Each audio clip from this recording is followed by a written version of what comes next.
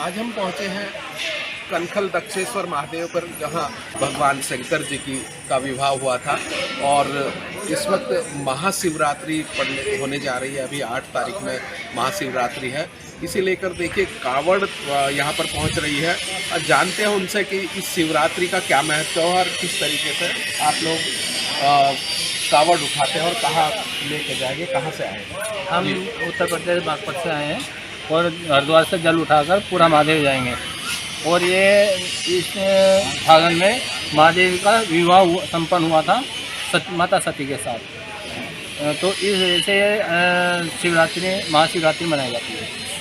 अब यहाँ पर कनखल में आप आए हैं और भगवान शंकर जी के दर्शन हुए, दक्षेश्वर महादेव के, कैसा महसूस कर रहे हैं? आत्मा तो प्रसन्न हो जाती है यहाँ पे आके, ऐसा सुकून मिलता है जैसे स्वर्ग में आ गए। आपका शुभ नाम क्या है? पिंटू। आप कहाँ से हैं? बागपत से आए हैं। क्या आपने कावड़ उठाई है? क्या कोई मन्नत मांगी? भोले बाबा पर जल चढ़ाना है। मन्नत क्या आपने मन में भोले बाबा है, आस्था है हमारी जुड़ी हो रही जी। और मन कामनाएं तो पूरी हो करती रहते हैं बाबा, बिना कहीं कामनाएं पूरी नहीं। यहाँ पे दक्षेश्वर महादेव का यहाँ पे ससुराल है और यहाँ पे इस वक्त महादेव जो है, क्योंकि इस वक्त भगवान जो सत्यनारायण भगवान है, वो विष्णु भगवान, वो शयन काल में चले जाते हैं और फिर यहाँ पर भगवान भोलेनाथ ही इस वक्त सृष्टि का पालन करते हैं। तो इस बारे में क्या कीजिए? बारे में तो भोले बाबा ही बताऊंगी।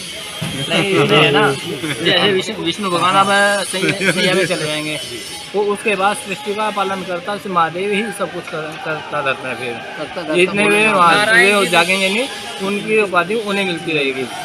एक दूसरे के पूरक हैं, वे उनकी आराधना करते हैं, वे उनकी आराधना करते हैं।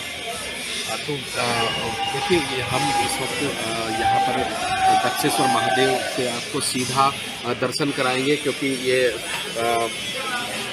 भगवान भोलेनाथ की ससुराल है। कनखल में दक्षेश्वर महादेव का मंदिर है यहाँ पे। और अपने दर्शकों से हम कहेंगे कि आप जो है शिवरात्रि के पर्व पर 8 तारीख में जलाभिषेक अवश्य करें, क्योंकि इस वक्त जब आप जल चढ़ाते हैं भोलेनाथ को तो आपकी मनोकामना अवश्य पूरी होती है। कामना करते हैं भगवान भोलेनाथ से, क्योंकि ये शिवरात्रि महाशिवरात्रि है और 8 तारीख में आप जलाभिषेक करेंगे, आपकी सभी मनोकामना पूर्ण होगी।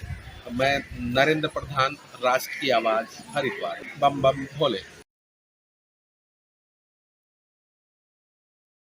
महाशिवरात्रि फाल्गुन मास की कृष्ण चतुर्दशी को मनाई जाती है।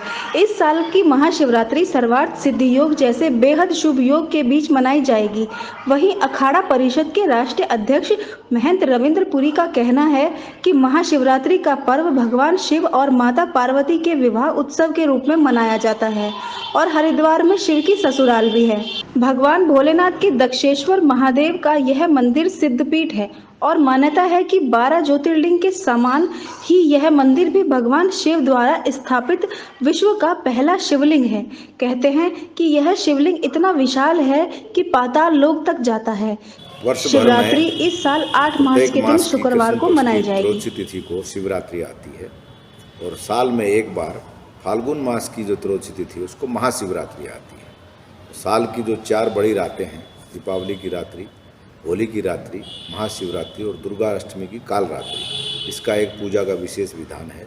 महाशिवरात्रि का पर्व कनखल दक्षेश्वर महादेव मंदिर में प्रतिवर्ष की भांति इस वर्ष भी मनाया जा रहा है, क्योंकि इस वर्ष एक ग्रहों का एक ऐसा संयोग 60-70 साल के बाद बैठ रहा है कि लगभग प्रातःकाल से लेकर अगले दिन प्रातःकाल तक भगवान शिव का अखंड अभिषेक होगा।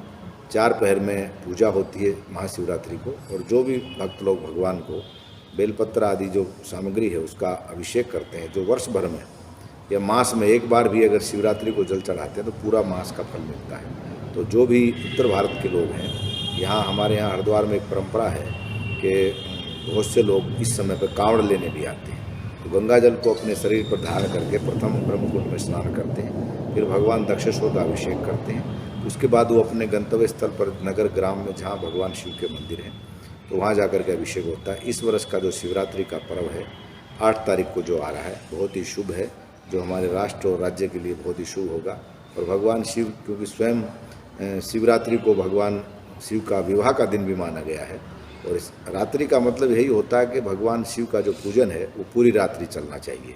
तो अन्यथा संध्या के समय शिव जी का जो जल चढ़ाने की प्रक्रिया है वो सूर्यास्त से 1.5 घंटा पहले बंद हो जाती है सभी मंदिरों में भारत के। महाशिवरात्रि अपने आप में एक ऐसा पर्व है जो व्यक्ति अगर वर्ष भर में एक बार महाशिवरात्रि को भगवान शिव का षोडोपचार पूजन अथवा अभिषेक कर लेता है तो संपूर्ण वर्ष की फल प्राप्ति उन्हें होती है। शिव क्योंकि कल्याणकारी हैं और एक निर्धन से निर्धन व्यक्ति से लेकर के रिच से रिच व्यक्ति भी मात्र एक जल के लोटे से भगवान का अगर अभिषेक करता है तो उसे पुण्यों की प्राप्ति होती है।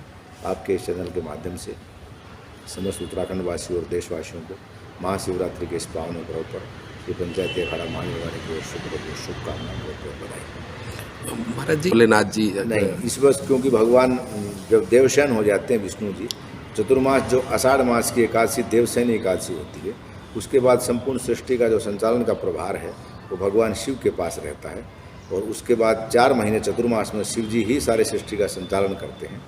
और जैसे ही देवोत्थान एकादशी आती कार्तिक शुक्ल पक्ष में दीपावली के बाद तो पुनः भगवान विष्णु जागृत होते हैं। तो इस समय स्वयं भगवान विष्णु और ब्रह्मा जी भी शिव का पूजन करने आते हैं। तो ये महाशिवरात्रि का पर्व जिस प्रकार से दीपावली की रात्रि है, होली की रात्रि है और काल रात्रि दुर्गाष्टमी है, इसका एक विशेष महत्व है। साधना करने वाले व्यक्तियों के लिए शिवरात्रि का दिन ऐसा है, निराहार रह करके या थोड़ा सा लिक्विड ले लें, हम कुछ फल ले लें, तो कोशिश करनी चाहिए कि हम बिल्कुल अल्पाहार फलाहार लेकर के ही भगवान शिव का जो मूल मंत्र है पंचाक्षरी ओम नमः शिवाय का जप करें और शिव जी का अभिषेक करें। जहाँ भी घर में, गांव में, नगर में हम रहते हैं, जहाँ भी पास में शिव मंदिर है, एक बार शिव जी का अभिषेक अवश्य करना चाहिए। और शिव तो स्वयं ब्रह्म है, सृष्टि में कण कण में उनका निवास है। और श्रावण क्या तो प्रत्येक मास में हर जगह भगवान शिव का निवास रहता है। वो जी दक्षिण ऋतु का, और इसमें जो है भगवान को जो बेर की आकृति होती है शिवलिंग के रूप में, तो इस समय जो है भगवान को बेर से अभिषेक विशेष प्रसन्न होते हैं। गन्ने के रस का थोड़ा सा हमको भगवान को समर्पित करना चाहिए। भांग धतूरा जो हम लोग पूजा में लेते हैं वो तो है ही है, लेकिन मौसम के अनुसार क्योंकि ऋतु परिवर्तन है, इसकी शिवरात्रि के बाद सर्दी का समापन हो जाता है और जैसे ही होलिका आती है और ग्रीष्म ऋतु प्रारंभ हो जाती है तो शिव जी का जो पूजन है उसमें विशेष कुछ पदार्थों का, जैसे दूध है, दही है, घृत है, मधु है, ये पंचगव्य जो हम बनाते हैं या तो गाय के, उसमें से किसी एक का अंश का रहना आवश्यक है। क्योंकि चंद्रमा को प्रसन्न करने के लिए हमें दूध का प्रयोग करना चाहिए, दही का प्रयोग करना चाहिए। भगवान शिव स्वयं चंद्रमा को अपने मस्तक पर धारण करते हैं और चंद्रमा हमारा हृदय है, हार्ट है, वो हमारी माँ है, तो इसलिए वो अगर प्रसन्न रहेंगे तो भगवान शिव स्वतः प्रसन्न रहेंगे। लोगों की जन्म कुंडली में आता है तो उनको कच्चे दूध से अथवा गन्ने के रस से भगवान शिव का अभिषेक करना चाहिए और चांदी अथवा तांबे का एक जोड़ा नाग का बना करके ब्राह्मण के द्वारा उसका अभिषेक करा करके भगवान शिव को समर्पित करना चाहिए, ताकि वो आने वाला कोई काल कलवित घटना अगर घटती है तो भगवान शिव की क्रोध अग्नि के द्वारा आपके उस काल की घटना को शांत करेंगे, क्योंकि वो कल्याणकारी है। इसलिए काल सर्प योग के पूजन का महाशिवरात्रि पर एक विशेष विधान है कि नाम तुम्हारा रहेगा, स्वरूप भी तुम्हारा रहेगा, शक्ति मेरी रहेगी, इसलिए उसका नाम है दक्षेश्वर महादेव। पृथ्वी में शिवलिंग के रूप में जो पूजा होती है वहीं से प्रारंभ हुआ है। और ये एक ऐसा शिवलिंग है जो आकाशमुखी ना होकर के पातालमुखी है। जैसे हमारे शरीर की गर्दन अलग कर दी जाए तो शरीर का जो भाग रहता है उसकी आकृति का एक अपने आप नेचुरल स्वयंभू शिवलिंग है। इसकी पूजा का एक विशेष विधान है और शास्त्रों में उल्लेख आता है, सतयुग में पुष्कर, त्रेता में नैमिषारण्य, द्वापर में कुरुक्षेत्र और कलयुग में हरिद्वार प्रधान तीर्थ है। उसमें भी ये 2.5 कोस का जो क्षेत्र है, हर की पौड़ी से लेकर के दक्ष मंदिर तक का, इसमें एक विशेष पॉजिटिव एनर्जी रहती है। तो जो भी लोग हरिद्वार आते हैं उनको गंगा स्नान के बाद भगवान दक्षेश्वर का अभिषेक अवश्य करना चाहिए।